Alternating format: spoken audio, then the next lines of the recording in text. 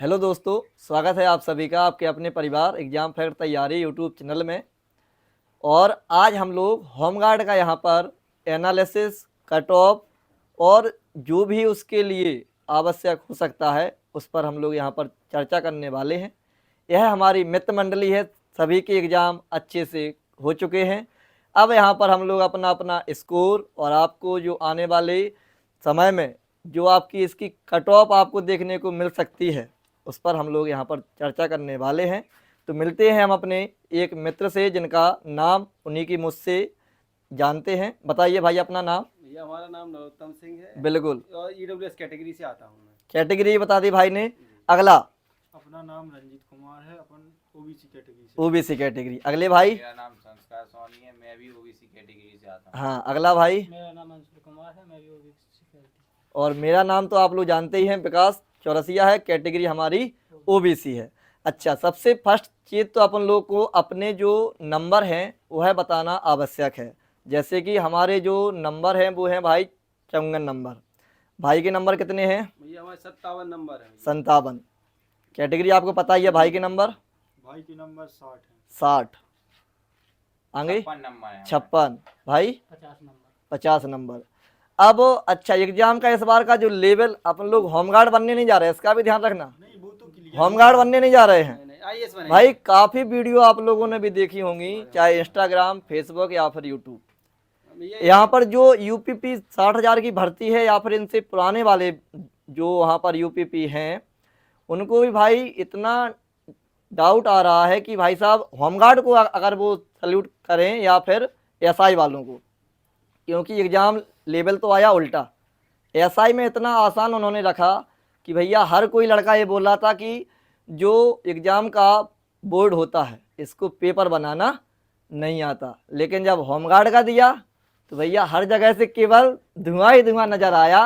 Exam centre से निकलने के बाद जो वहाँ पर ड्यूटी लगी थी एसआई की और यूपीपी वालों की, जब उनको भी हम लोगों ने अपना एग्ज़ाम दिखाया, जब उन्होंने एग्ज़ाम देखा तो भैया वास्तविकता में वह भी ये बोल रहे थे कि भाई साहब ये पेपर कर पाना हर किसी के बस की बात नहीं है। यहाँ पर यदि अपन बात करें तो लगभग 40 क्वेश्चन के आसपास तो हर किसी को आ भी रहे होंगे यदि उसने अच्छे तरीके से अपनी जो तैयारी है वो की होगी, और इसके बाद तो वहाँ पर पूरा लगा होगा तुक्का। ठीक, अब अपन लोग बात करते हैं अपनी कट ऑफ के बारे में। अरे तो भैया अब देखिए, आप इसका कट ऑफ का अंदाज लगा सकते हैं कि जिस प्रकार पेपर आया है, हमें लगता है 40 प्लस जिसके नंबर हैं उन्हें रनिंग की तैयारी करना चाहिए।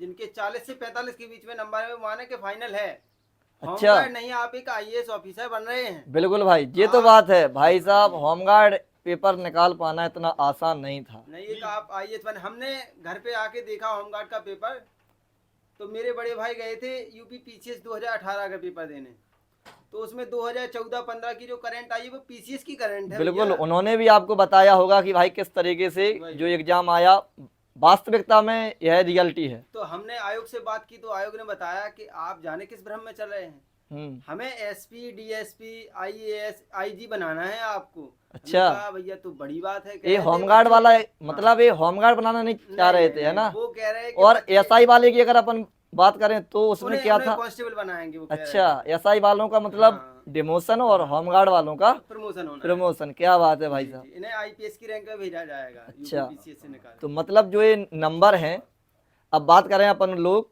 कैटेगरी वाइज कट ऑफ की। ठीक, अभी तक जितनी बातें हुई अपनी थोड़ी बहुत उसी में हंसी मजाक भी है, बाकी रियलिटी भी वही है, क्योंकि यहाँ पर ऐसा एग्जाम अपन को देखने को मिला है। बताइए भाई। रंजीत कुमार, मेरे नंबर होमगार्ड में 60 नंबर हैं। ठीक है। जनरल की कट ऑफ अगर आपके 40 से 45 नंबर के बीच में है तो आपका फाइनल है। क्या पता आपको 10 नंबर का नॉमिनेशन मिल जाए। बिल्कुल भाई, ये भी हो सकता है, रियल बात है, क्योंकि पेपर अभी इतना हार्ड बना है, अभी हाँ। कुछ तो कह नहीं सकते। नहीं। क्योंकि आयोग को होमगार्ड चाहिए नहीं, पीसीएस के बच्चे चाहिए। बाकी बात देखिए, जैसे हार्ड एग्जाम है तो भाई हर किसी के लिए हार्ड है, और जो आसान है तो वो हर किसी के लिए आसान है ना। लेकिन ठीक है, ओवरऑल पेपर बढ़िया है, पढ़ने वालों को ही फायदा है। और जो हार्ड एग्जाम हुआ है तो इसमें भाई वही फायदा होता है पढ़ने वाले बच्चों के लिए। ये जनरल से आपके 45 क्वेश्चन सही हैं तो लगभग आपका हो जाएगा, और ओबीसी से वही 40-42, एससी 4 नंबर और कमा लूँ मैं, और 37 नंबर की। हाँ, और EWS? EWS भी OBC से कम रहेगी EWS। अच्छा, बाकी किसी को कोई भी समस्या हो, डाउट हो तो भाई पूछ सकता है। अब और हमारी आंसर की बात करें अगर, आंसर की आज या कल में लगभग आ जाएगी। आज या नहीं, कल का आयोग से मतलब बात हुई है। तारीख? नहीं, हमारी आयोग से बात हुई है, वो कह रहे हैं कि दिन में तो समस्या इतनी बढ़ रही है कि बच्चे एकदम साइड पे आएंगे तो है क्रैश हो जाएगी एक प्रकार से साइड। तो उनने कहा है कि रात को 11-12 बजे के लगभग आज या रात कल को डाल दिया जाएगा आंसर। आंसर की बात थोड़ा बहुत और हाँ, गिरावट हो सकता है, आएगी, है ना, क्योंकि गिरावट ज़्यादातर देखने को मिलती है एग्ज़ाम होने के बाद। बस यही सारी जानकारी है भाई जो हमारे पास थी। अगर किसी और हमारे मित्र को कुछ बोलना हो तो बता सकता है भाई, बोलिए बोलिए।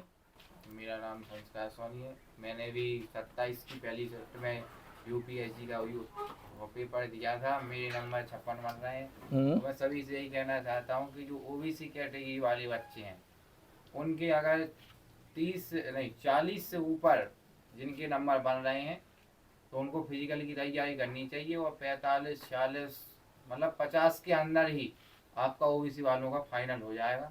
अच्छा, और एसटी एससी के लिए अगर जिनके 35 से ऊपर बनना है तो वो लोग फिजिकल की तैयारी करते हैं। 40 के अंदर उन लोगों का पक्का है होमगार्ड में। चलिए भाई, एक भाई और रह गए हैं। थोड़ा कुछ यदि आपको एग्ज़ाम के बारे में कुछ बोलना हो तो बोल सकते हैं, 2-4 शब्द अपने व्यक्त कर सकते हैं। एग्ज़ाम का लेवल, एग्ज़ाम जैसे यदि आपका फर्स्ट एग्ज़ाम हो तो उसके बारे में ही बता सकते हैं, कोई इतना नर्वस होने की आवश्यकता नहीं है। और लेबर को हार था। अच्छा, ये तो आपका मुझे लगता है फर्स्ट एग्ज़ाम होगा भाई। हाँ मेरा फर्स्ट। और बताइए, फर्स्ट एग्ज़ाम ही, और फर्स्ट एग्ज़ाम में इतना बड़ा धमाका कि भाई जो पढ़ने वाले विद्यार्थी हैं उनके भी होश उड़ गए। तो भाई इनका आंकड़ा लगा सकते हैं कि ये तो अपने स्टार्टिंग वाले भाई स्टूडेंट हैं। पहले शिफ्ट में IAS बना दिया हमने। है भाई साहब, क्या बात है। देखिए तो भाई देखो, लेवल तो बहुत अच्छा था, ऐसा नहीं है कि थोड़ा बहुत कमज़ोर।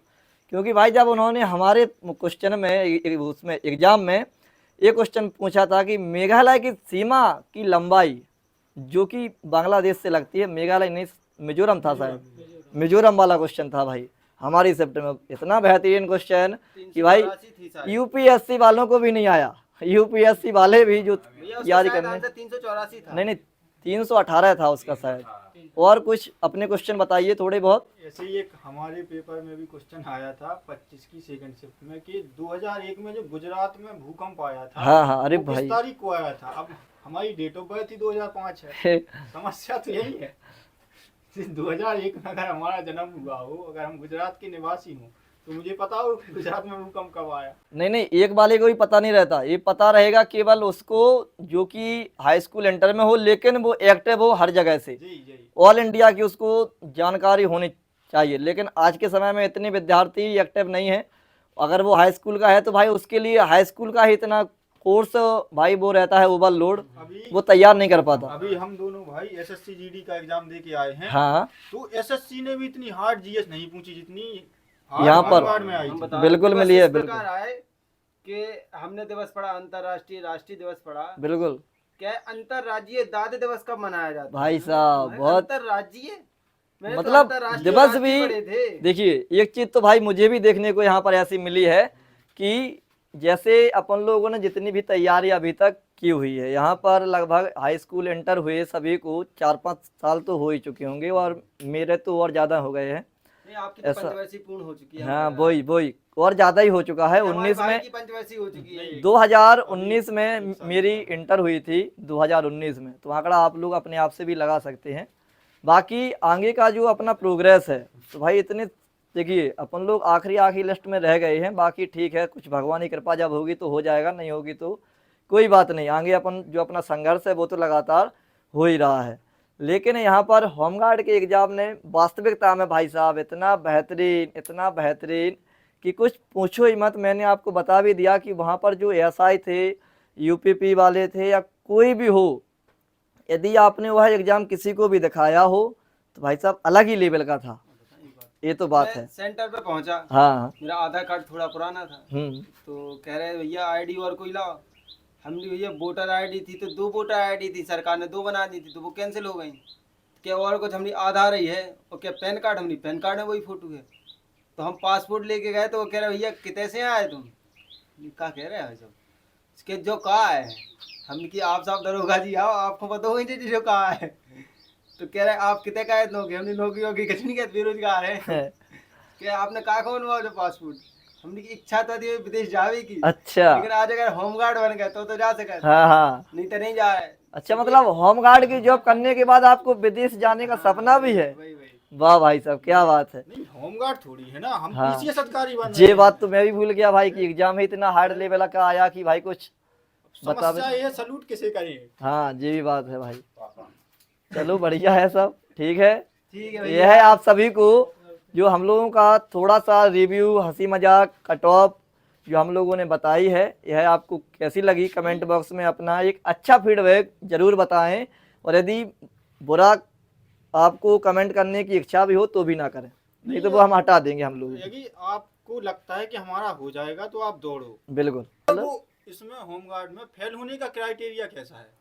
फेल 20 होने नंबर इसके आ जाएंगे वो 20 पास के में। 25 नंबर, 25% होना चाहिए। आपकी 25% से कम है आप फेल माने जाएंगे। लगभग 30% बच्चों के नंबर तो 25 से भी कम होंगे। बिल्कुल तो आप होंगे। ये सोचिए कि आपके 25 से ज्यादा हैं, बिल्कुल यानी आप पढ़ने के क्राइटेरिया में हैं। बिल्कुल भाई। कट ऑफ वही 40 से 50 के अंदर रहेगी। क्या पता आपको 10-15 नंबर का नॉमिनेशन मिल जाए। बिल्कुल बिल्कुल। आयोग को नंबर तो आपके बताने नहीं है, ना स्कोर कार्ड जारी होगा ना कुछ होगा। जो आपको पता है, अगर आपका हो गया तो हो गया भाई। इसलिए अपने रिदम में बने रहें, दौड़ते रहें। और इसके अलावा मैं जाते जाते एक चीज़ और आपसे बोलना चाहता हूँ। यदि हम लोगों ने थोड़ा बहुत हंसी मजाक के चक्कर में कुछ भी, भाई यदि आपके हिसाब से लगता है आपको कि आपने ये गलत बोला या कहीं पर भी हम लोगों से मिस्टेक हुई हो, तो भाई साहब उसके लिए छोटा भाई या बड़ा भाई समझकर हम लोगों को माफ़ भी कर देना। यह तो एक हमारे अपने अपने विचार हैं जो कि हम लोगों ने आप सभी तक पहुँचाए हैं। जय हिंद, जय भारत दोस्तों।